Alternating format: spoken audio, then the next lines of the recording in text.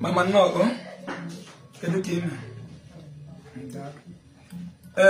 Because this will return na office anyị. Anyị ska ewere ọkpa bịa rute tata. Ka igwe anyị ihe sielu gị na Reverend Father. O ji wee were ụtarị pịa nwanne nwaanyị dịka gị. Ka Igbo niile n'ụwa niile nụkwanụ onu gị. Gawa n'ilu Abiana, Reverend Father Abiana. Why afa gị? Afa m bụ Mrs. Maureen Ikora. Reverend Father Abiana October 2024. Ka ọ bịa n'October ahụ bụ first term.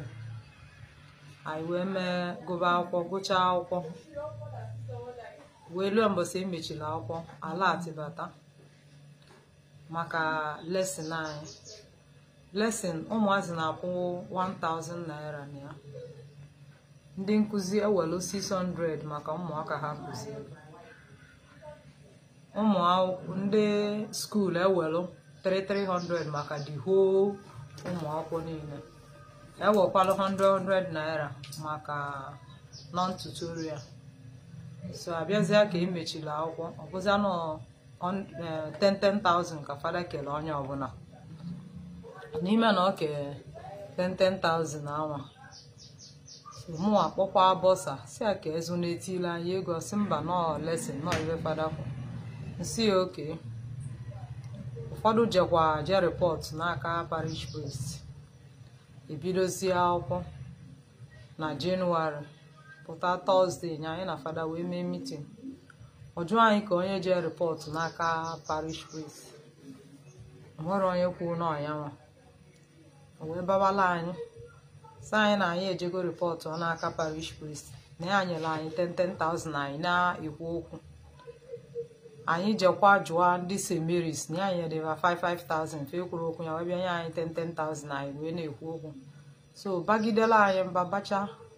Si meanwhile na onye anwa je report n'aka parish priest ya bịakwute egwu ya nọ ya. Ka o kwuchara ya si onwere onye nwere okwu. Mụnwa wee wenye aka. Wee si Father na ma nọgụkwa na school a up to 14 years n'anya Reverend Father Azolibe, Christopher Azolibe. Si na since anwa anyị ji wee nọrọ na ndị Father na-emetụ okwu ego lesson anyị aka. Si a even ya je jụọ Father nke pụlụnụ before ọ bịa.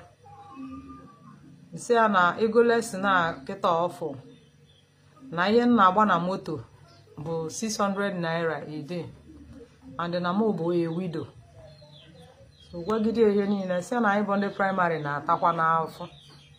Gwacha anya mechie ọnụ ndị nkụzi ndị ọzọ ubekwa. Si na ndị sekọndịrị nwere ike inwe 2-3 schools ha na-akụzi. Mana anyị bụ ndị praịmarị na onwero ihe anyị nwere n'ụsọsọ ebe anwa. Anyị kwuche ọbụ ticha wee jụọ ya si aka ekwana ihe anyị eme ego lesson anyị. Ọsị anyị don't worry na ya ya afọ ife ya mere ya. Anyị kpawakwa ihe ndị ọzọ kpasịa. So pụta Friday onye headmaster pụta wụ na-eke ndị nkụzi 5,000. Onye jụọ anya ka ebe ọsị ya ga-esa anyị aka ịpụwa. So pụtazịa on Wednesday morning ndị nkụzi emechara assemble ha nọkọ. Ogbu okwudo oge lụrụ 5 minutes fa wee sị na ha nwetara idea na ego Father nyefe abụrụ ego lesson fa. So ka ha jegodi ikene ya na nke o nyere fa wee gwa ya maka lesson. Ayọkwa m bụ ndị nkụzi si m ka njegwa assistant HM ka o jegwa ya maka assistant HM si gaba n'iru na ya agbagote nwụrụ na ọkpa na-egbu ya. Nsị ma na ama nje. Ayọgide m sị m na ọ na-ada n'amụ na ya wee jegwa ya. Mecha amakwụ m assistant HM nwa agwasikwa ya. Ihe mfụzi bụ na m nọ n'elu ọ bịa kpọọ m. Jụọ m sị m why did you convene meeting this morning? He said that I didn't convene any meeting or wale itali pịaba m. Itali aka ọ na-apịazi m na-ebe akwa na-akpọ ya na-asị Father ka ihe mme gị na-apịala m itali akpọ m meeting ka ihe mme gị na-apịala m itali akpọ m meeting. Ya ka m na-ebezi akwa na-akpọzụ ya ndị nkụzi nọ n'elu were ọchị ya pụtazi ya jide ya na-apịa m itali na-etikwu m ihe. So n'ọkwa ka m si wee fịa. Okay. Ọzọ dị ka ibi ya bụ na fada apụta n'ihe onyonyo akpọrọ Facebook wee sị na ịmarị ụra n'ifuru ya mabịa ụra. Kedu ka isi wee mabịa fada ụra ka egosi m? N'iru Chukwu n'iru mmadụ amarọ m fada ụla. Fada bụ ezigbote onye asị. Amarọ m fada ụla. Fada pụtara na na-ajụ m wele ịtalị pịaba m. Ọ bụ na unu achọ ịmata eziokwu si gbagoo n'elu na skuul anwa ka ajụọ ndị tichas nọ n'elu maka na ọfọnwa bụ ndị mụ na fa nọ ife wee na-eme. Fa onye ọbụla sị na m manyụla asị ka ọ bụ na n'aka m meji amarọ m ya ụla.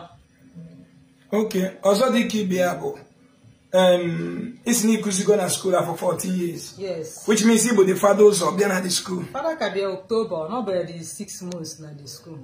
Okay. Since nchi wee na-akụzi all the manager bịa na mụ na ba na-adị na mma ọfụma mụ na ba na-atọ ife ọbụla ha chọọ ime na anyị ncha niile na-akpakọrịta ọnụ because ha chọọ ime ihe ha na-aga kpọọ ndị nkụzi ha bịa anyị ncha akpakọrịta. Gị na nwa bụ onye Ifitedun? Yes. Na be nna gị dị ya?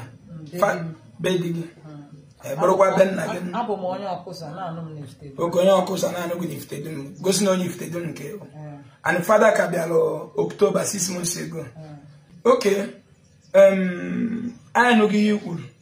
Ihe ọzọ bụ kedu kwanụ sinsi ahụ kedu ihe emkpugo maka ya maka ife obi na-akpọ bịara ebe mbụ Commissioner for Women Affairs bịacha otu anyị si wee fụ the woman si agba mbọ anyị na further cases so na-eme mana anyị na osokwa kwuo na ihe onyonyo na ndị diocese si ka ha tinye ọnụ sinsi ahụ ife obi na-akpọ bịachara na kedu ndị diocese gwagwo gị? Enwebeghị. Bishop agbago gị na phone? Oh, sọsọ ndị Fides o zitere kpọbekwa mana o zitere ndị Fides. Ndị Fides gịnị ga ha mee? Ha bịa mee m interview. Okay. Since I mechara gị interview onwe ihe ọzọ? Which is how many days now? Mmechetakwanụ days. It's weeks now. Okay. Nsogbu adịrọ. Anyị anụghị ikwu. Igbo niile abịago ekpuchitere gị ọnụ na ihe anyị chọrọ bụ justice ka ekwuo nke bụ eziokwu. Ọzọ m chọrọ ịjụ gị na fada ahụ onye atọ n'ọgbọ? Arọ ole ka ịdị? 53 years. 53 years and fada ahụ erubeghị 53 years. Igbo bụ anyị na-anụgo from the horse's mouth. Nwanne anyị nwaanyị n'ihe anyị na-ekwu bụ ka anyị bụ ndị Igbo gbatagharị ọsọ enyemaka nke dị ukwuu maka na onye a nwaada Igbo si na nwaada na-atụ ukwu anụ ịma mesi m ine nwaanyị Dubai anya 2 times as onye ojii ọkpọrọgo polisi. Ụmụ nwaanyị first class citizen mana Rome wete Catholic Church na Igbo. Our own women cannot continue to be intimidated. That first night Reverend Father mere double barrel gbagbuo nwa 16 years n'Imo State. Gbagbuo nwa 16 years. Na side be nna m n'ugbe na ajima Reverend Father tichekwe nwaanyị ife nwaanyị nalụ nwụọ a sweep under the carpet mana obere ga ha abonite case nka.